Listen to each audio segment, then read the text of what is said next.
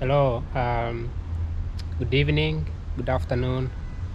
As you already see, I am on campus here at um, Catholic University of America, and today was my first day of orientation for my master's degree in economics. So, like I always promised, this every single day I'll be making a video talking about policy, economics, and social issues. And today I'm going to talk about the challenges of implementing policies.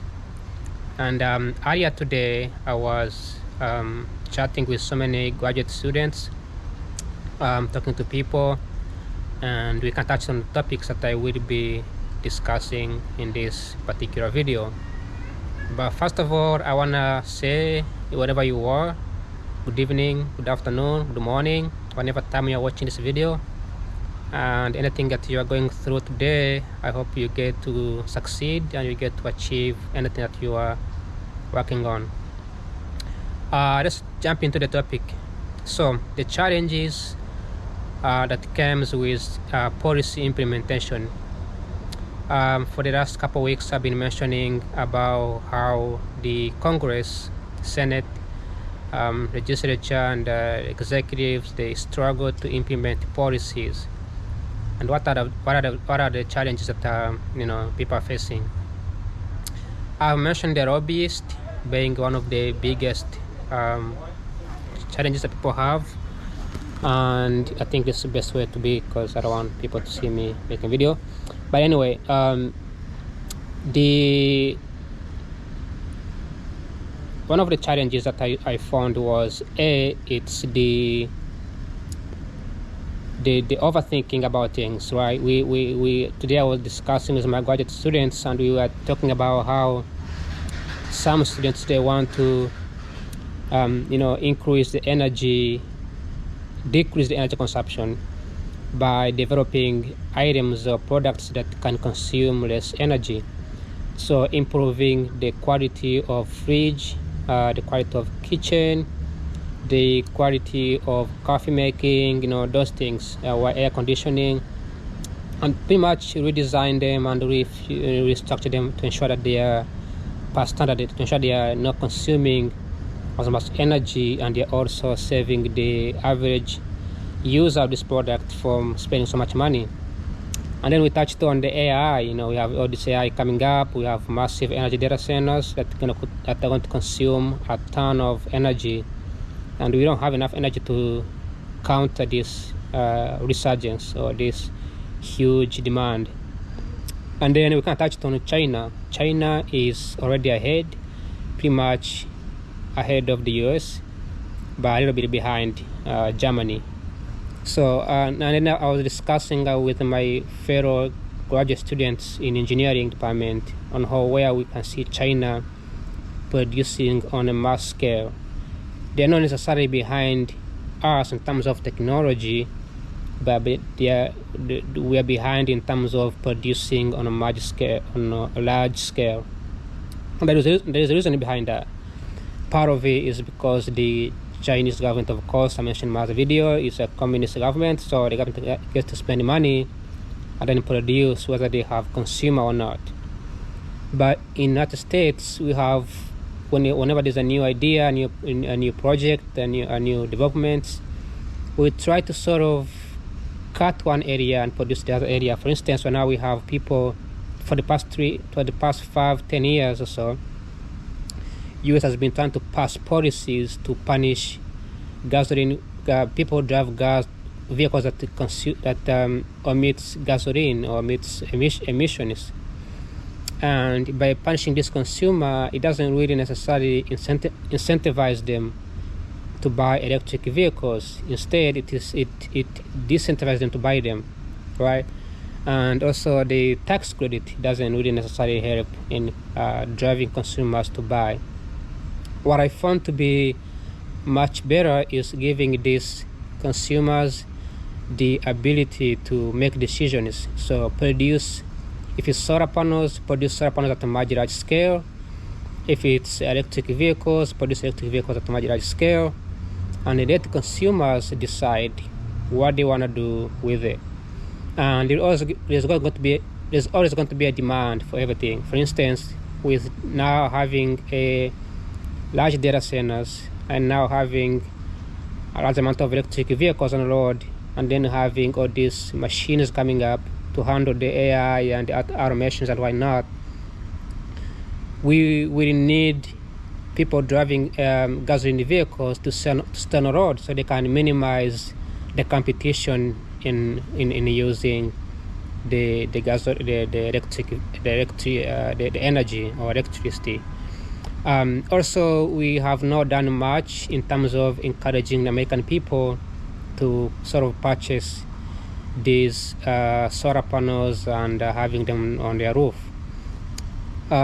This week, I was discussing with one of the gentlemen. Is within some discussion, and I saw a lot of solar panels on people's houses here in Washington D.C., mostly in Maryland as well. And then I kind of asked him, hey, like, people here are doing great things. They are having electricity from the whatever power provider, and then they also have solar panels on their roof. And I asked him, this friend of mine, do you also have solar panels? And he was like, yeah, I do. I have them on my house. And I said, okay, how much do you pay to install them, and how much do you pay right now per month? And he said, nope, I didn't pay anything. The government of DC is trying to minimize the emissions, so they are subsidizing them. They put them on a house for free, and then you don't have to pay anything. And then he told me that in a month, in winter, he pays $17 per month.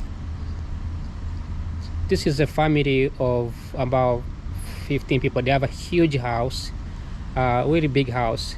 It's like a church, and they're only paying $17 per month. So there's so much mosquitoes over here, so I'm getting a mosquito bite. Anyway, so he mentioned that $17 a month. This is winter, so in the summer they pay nothing, zero, because the solar panels are generating electricity.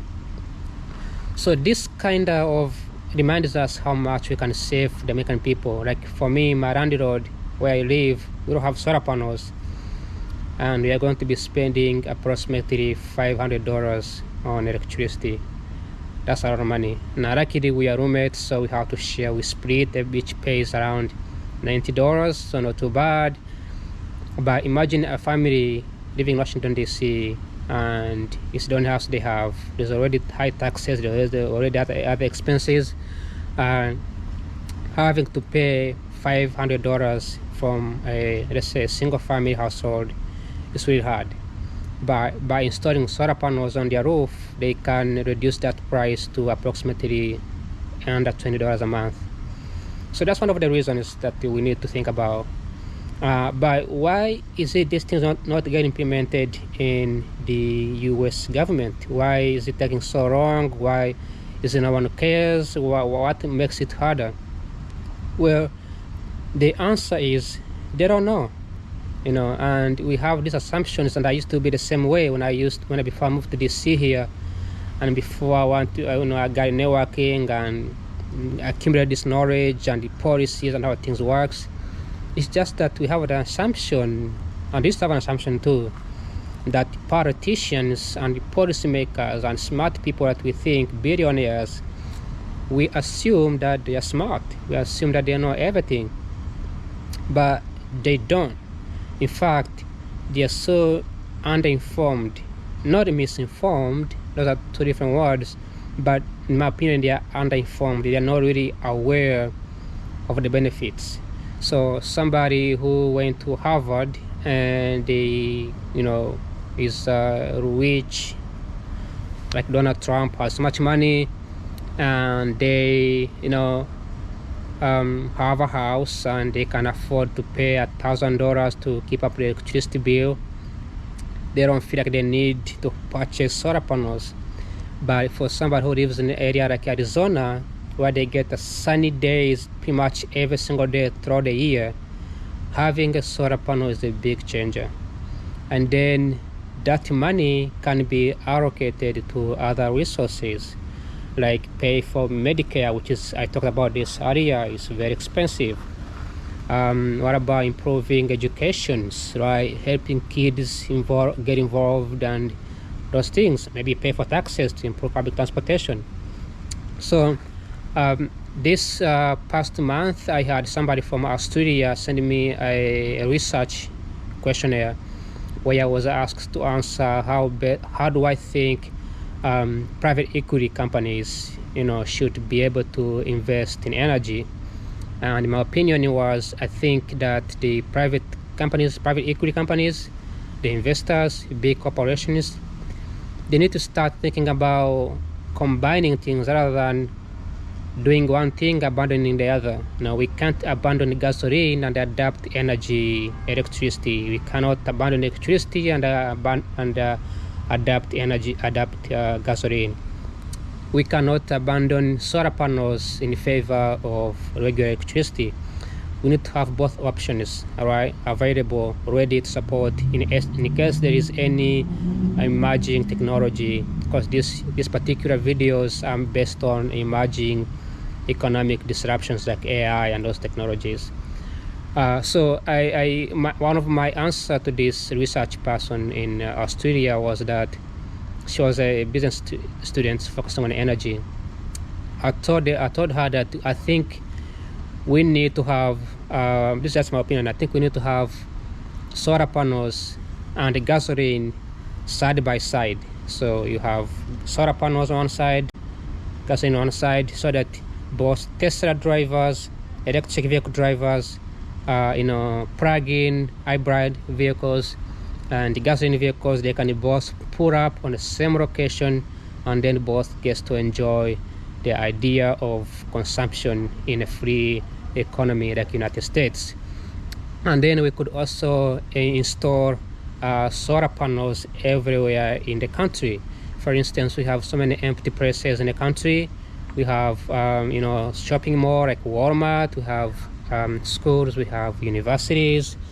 We have so many places where you can install solar panels and you can generate electricity. Some states have done it, like California have done it, and is positive of it. They have saved so much money. High school, middle school, police stations, government buildings, and even the interstate area. You have a huge empty area when you're driving in the U.S. highways. You have areas like what I can think of, the resting area where you have empty area. Those areas can be covered with solar panels, and that means if somebody is driving an electric vehicle, they can pretty much stop at the stop area and charge their vehicle as they take a break. And also the infrastructure can be supported by those solar panels. So as we think about these things, we need to understand that the politicians in the DC, they will not be able to achieve what they want to achieve if we don't step up and try to convince them and try to tell them, because this is very democratic. There's no forcing. It's not like China where you have to force it. Of course, there are other elements that goes into it. We have to think about consumer. We have to think about the cost. We have to think about the long-term impact. The production is huge. Material, access to the materials, right?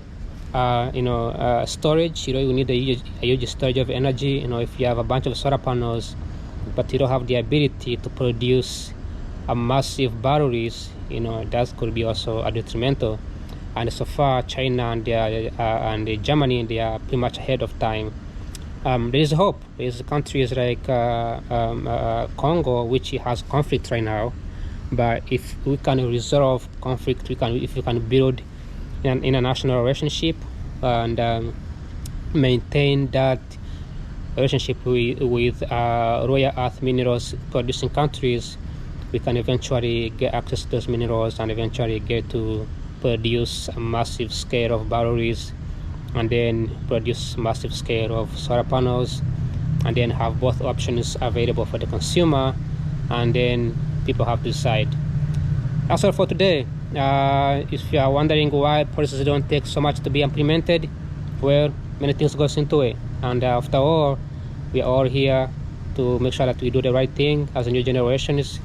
And if you find this video very helpful, please let me know in a comment. Other than that, take care. See you. Bye-bye.